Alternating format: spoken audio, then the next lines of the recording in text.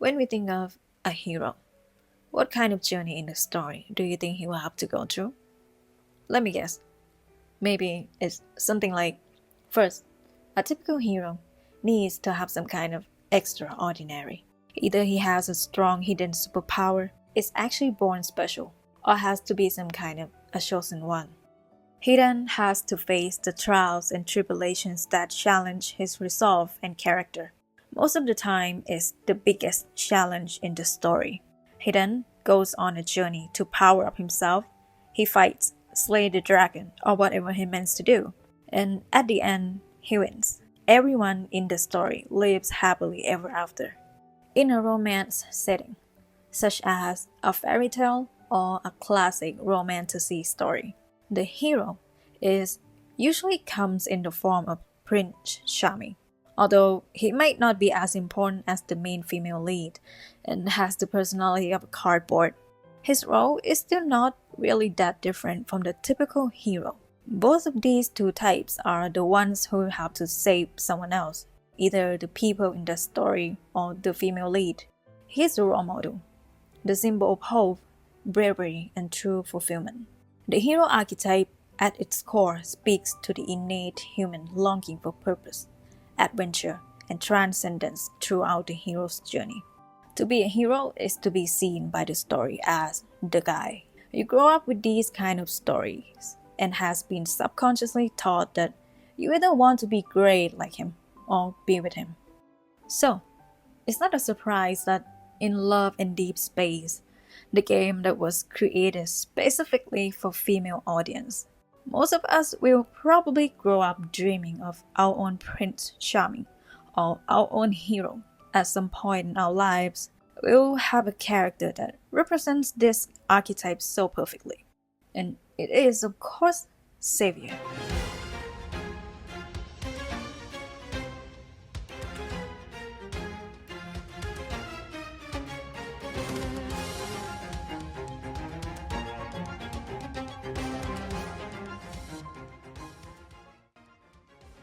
If you look up Xavier Love and Deepspace character summary on any websites, his descriptions pretty much follows the classic heroic prince archetype.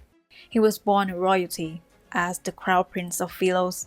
He has light evil, a special power that is usually associated with the good guy. He's great at swordsmanship, horse riding, dancing, playing instruments, academically genius. And not only that, he's a natural leader, calm, level-headed, had a strong sense of justice, reliable, and has an innate sense of responsibility. And to top all these off, he is absolutely majestic looking. He looks like a perfect prince that came straight out of a fairy tale book. His character traits and descriptions tell us that he was meant to be something big, something larger than life, someone whose purpose is to be the hero. His whole character was purposefully written to take that role in the game. That is why I'm so fascinated that the game didn't make him go in that direction at all.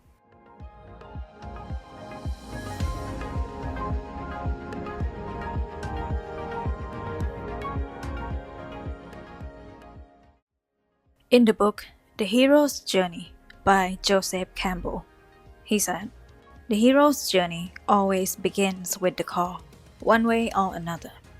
A guide must come to say, 'Look, you are in sleepy land. Wake, come on a trip.' There's a whole aspect of your consciousness. Your being does not being touched. So you're at home here? Well, there's not enough of you there. And so, it starts." Me? I'd say I'm a good student. I paid attention in class and always kept my eyes on the front of the classroom. That's how I kept ending up making eye contact with a classmate who frequently turned around during class.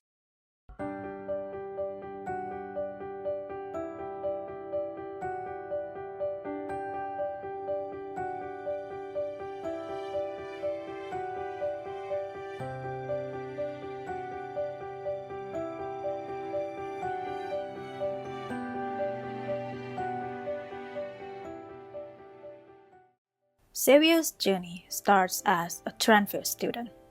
His first story was told to the main character's point of view. MC, our main character, took an interest in Xavier immediately. At this part in the anecdote said, "Perchance it was the splendid sunshine, or something else, but I can always vividly recall the first time I saw him. He was tall, skinny, wearing a white school uniform. His eyes were a shade of light blue, as pretty as the sky that day. Xavier entered the classroom with a wooden sword strapped to his back.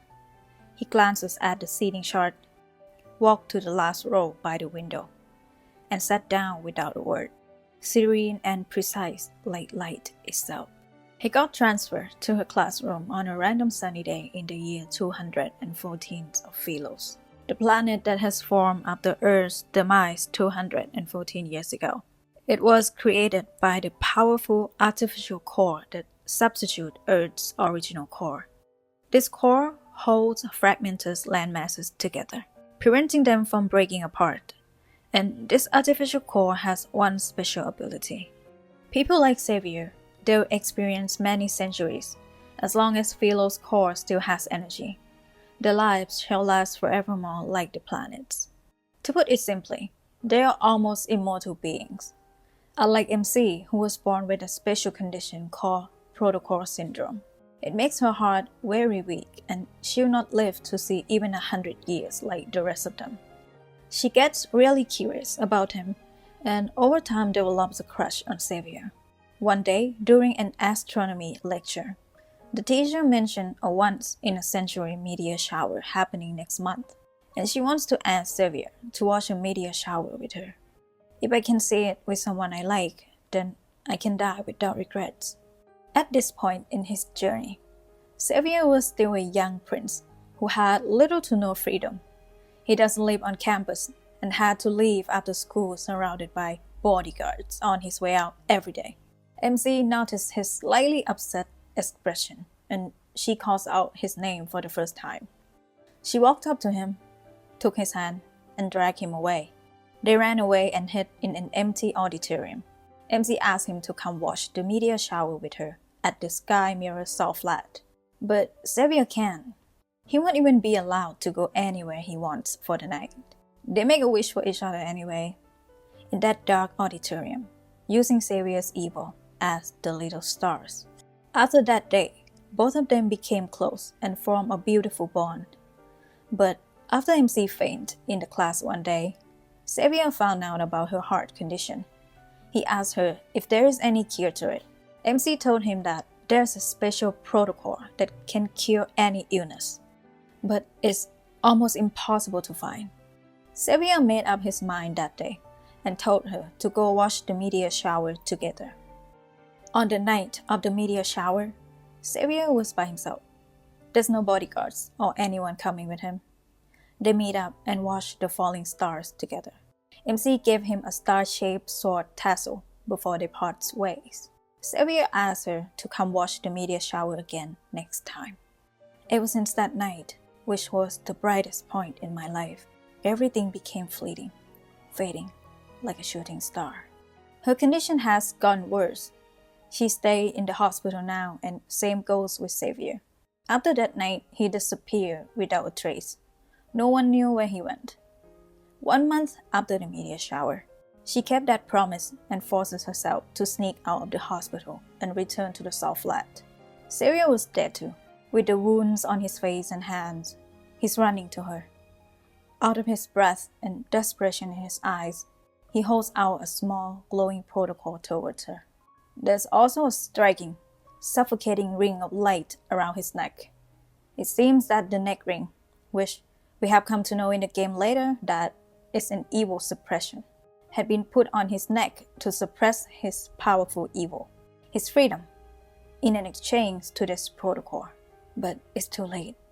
MC told him to return the protocol and watch the sky with her for the last time. In her final moment, she heard a warm, gentle voice reaches out to her. No matter what happens, I'll be by your side. And no matter how long you rest, I'll wait for you. No matter how many times it takes, no matter where you are, I'll find you.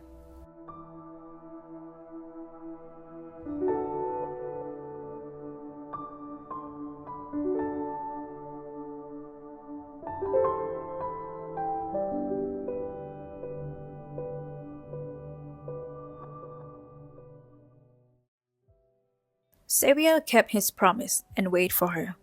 They now meet again at the 𝒆𝒐𝒏𝒕𝒆𝒏𝒄𝒆𝒔 Academy. Xavier, as the soon-to-be crown prince of Philos, and will become future ruler of the kingdom. MC was reborn this time, with a healthy heart and strong physical body, as she had wishes in her previous life. They both become close companions to each other. She trended to be his grandest knight with the same sword t-shirt. Growing up, they would train and duel each other like a tradition. Everything in this journey of Xavier seems fine, until the day of the gratis ceremony.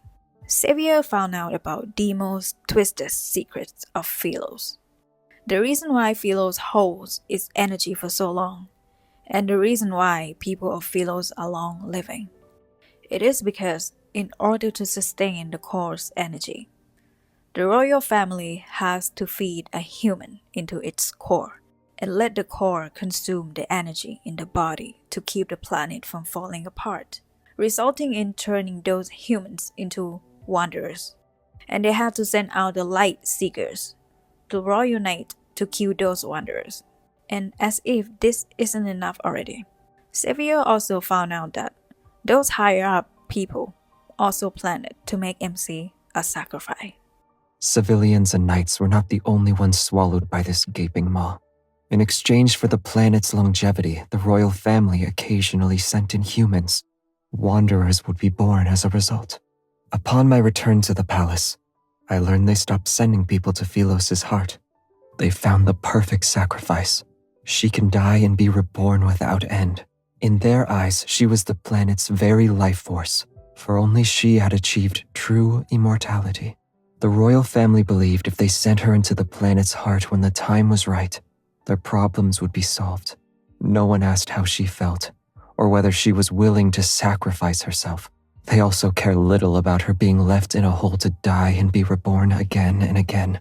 Her duty was to save Philos because her existence works in such a manner. It was the justification for not holding a ceremony. How could I wear the crown when it means coating my hands in her blood? The Order of Lightseekers has always kept the truth in the shadows. For the royal family's sake, no one was to be told of people becoming food. A knight's glory, honor, there is nothing. And even if there were, they are long dead and gone.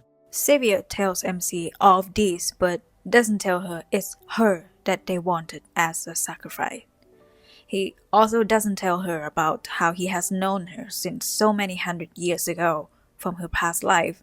He decided to form a special team called Backtrackers, on a mission to travel back in time to Earth and find a way to save the world. The short test trips yielded fruitful results. Our success rate is high. We selected a specific coordinate in the space-time continuum. If we are to save Philos, we cannot do it in this era. Our trip is an experiment through time and space. Nothing is being left behind. And as a protection, he makes MC the new queen of Philos. The Backtrackers board a spaceship and fly away, travel through the deep space tunnel. Dazzling fireworks fill the sky. I leave the balcony and retreat to the darkness of the throne room. At that moment, a spaceship soars across the sky like a shooting star, disappearing into the night. My footsteps echo in this empty room. No one will be by my side. My star has left me, and this time, he will not return home. 6. Attention. Target anchor lost. No response from base. Traceback 2 is about to pass the event horizon and enter the black hole.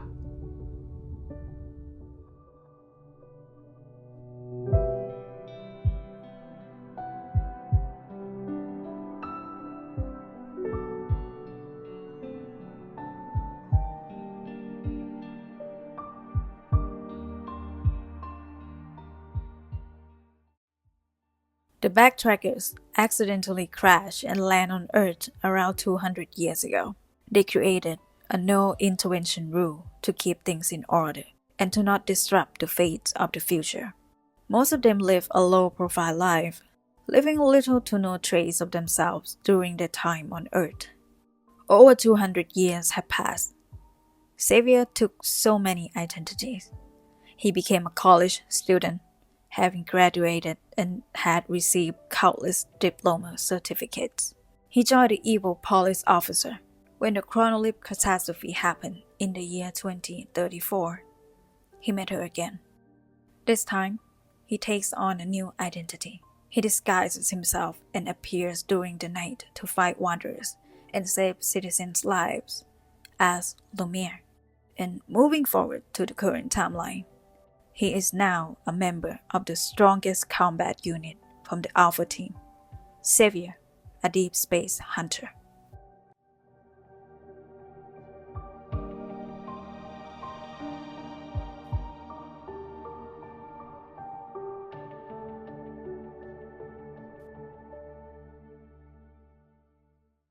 With all the build-up the game has shown us in his backstory so far, we might expect everything about Xavier to be really epic and fancy if he chose to be with him, right? But if you actually play the game and interact with him, you know that it's not exactly what we got from his character at all. The Xavier, outside of all his shiny titles, is surprisingly really normal dude. He wears the most basic clothes in his time off, taking public transport and doesn't have any cars. He survives on a convenience store food and lives in a normal apartment as our neighbor. There's an aura in him, of course. Even strangers love to come asking him to do the most random tasks for them, like a villager would come as a hero in town on his journey. In any dangerous or uncertain situation that we have to face in the game, when Xavier is there, we know everything will be alright. But despite that, Xavier is a person who never seeks greatness. He doesn't care about becoming the strongest or the living legend in the narrative in the slightest. For him, it's not about the titles or the glory. He just does it because it is the right thing to do. Which, again, I think is funny because that's the most heroic mindset a person could have. And since this is an ultimate game, we cannot talk about his character without seeing how all of this manifested when it comes to love. When we compare his memories to the other love interests in the game, we can also see the contradiction. His love story focuses more on a smaller scale in their relationship. Most of them are on the lighter side emotionally and also plot-wise. There's not much tension with Xavier's memories. Why is that? Well, you see, back in his Prince era, the way Xavier used to express his love was grand. In his student years, he went above and beyond to sacrifice his own freedom, letting those people put on an evil suppressor to literally nerve his power in exchange to save her life with that rare protocol. In his Shooting Stars myth, he gave up his position and let her rule his kingdom as the queen. Again, he literally flies into space, traveling back in time in the pursuit of saving her and the world. I don't think anything could ever be grander than that, but to MC, the person he loved and did all of these for, does all of these things really matter to her? I do think that, as somebody who grew up to be something big, to be a hero, Xavier was probably raised that way. In his past, the way he used to show his love to MC was the same way the king would show his love to his people. Because that was the way he learned how to show love, you know? As a prince that one day will have to protect the whole of humanity, have to take care of the people he cares about, he has to see things and do things in a higher perspective. He has to take a lot of responsibility on his own and solve a lot of problems by himself.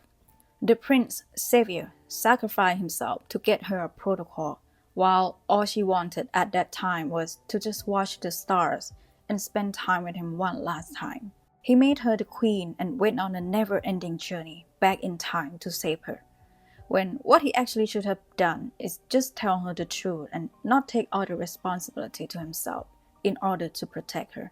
And with his super long lifespan, he gets used to letting a lot of small little things pass and focus more on the big pictures. As he said in his anecdote when MC told him about the meteor shower and its once-in-a-century thing, he said, "It's just another 100 years. In his shooting star myth, he casually disappeared for several hundred years to his secret mission. These habits of hero-savior still carry on to the current timeline as well. He joined the police officer Team 013 for a few years, thinking that it's just a few years. And to his standard, that few years will probably be like one afternoon for him. Nobody will remember him. But they did. He disguises himself and rescues MC during the Wanderer attack when she was a child. It's just one moment that probably lasts 5 minutes, but she remembers. And with the current MC, he still sometimes forgot to tell her what he's up to and disappeared for weeks and ended up getting her upset. Don't be mad. Please. The hero, Xavier, has always shown his love. But what about just Xavier? Xavier, you're different from what I had imagined. Different how? A monster with a strong evil, who kills every wanderer he sees, and you can never find him unless something bad happens. None of that sounds very good. I was just saying you're talented and trustworthy. And distant at times. You're like a star in the night sky. So close, yet so far. A star that's out of reach. A distant star. What if one day we bring home a star together? How would we do that? It would be easier for a star to land on Earth and stay by your side.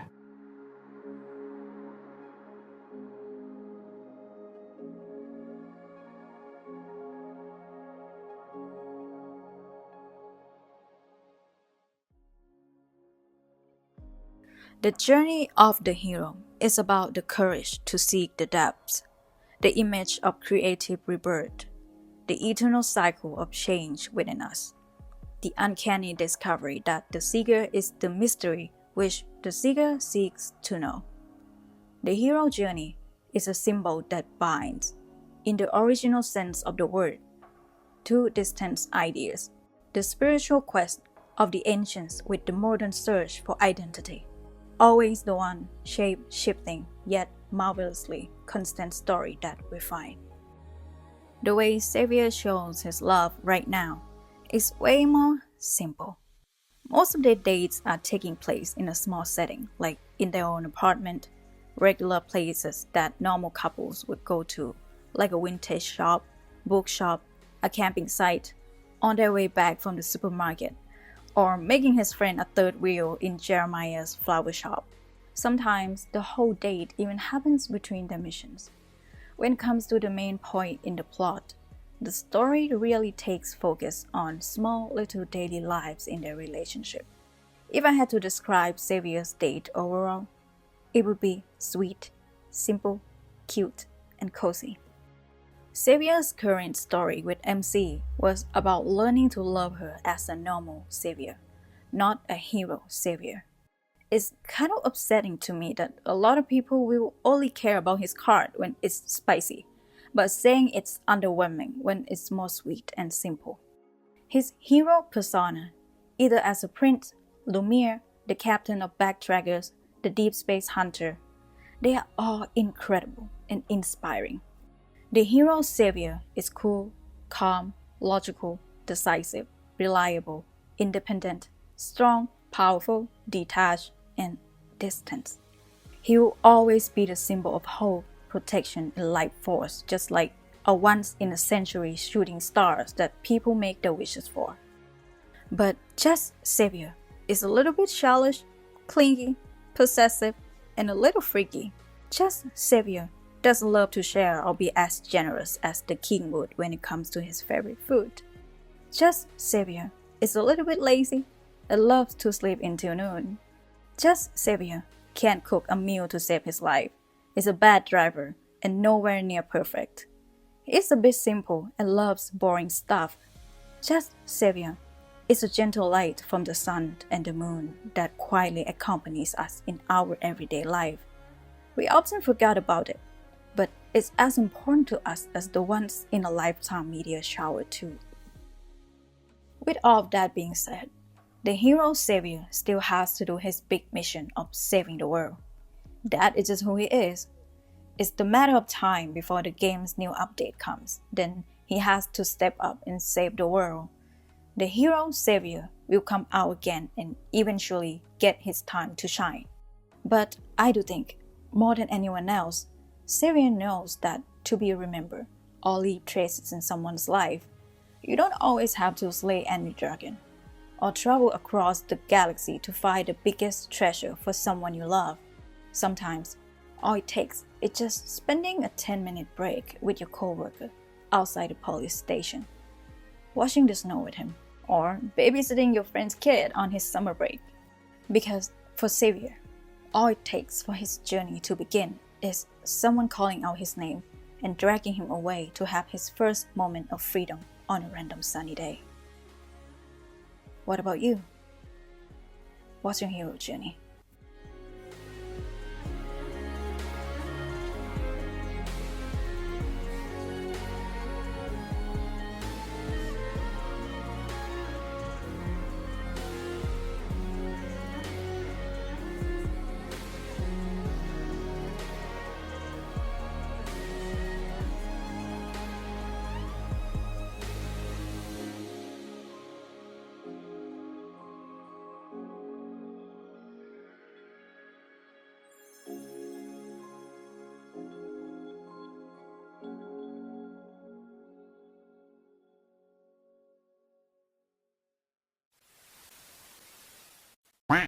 Hello, it's Duckling.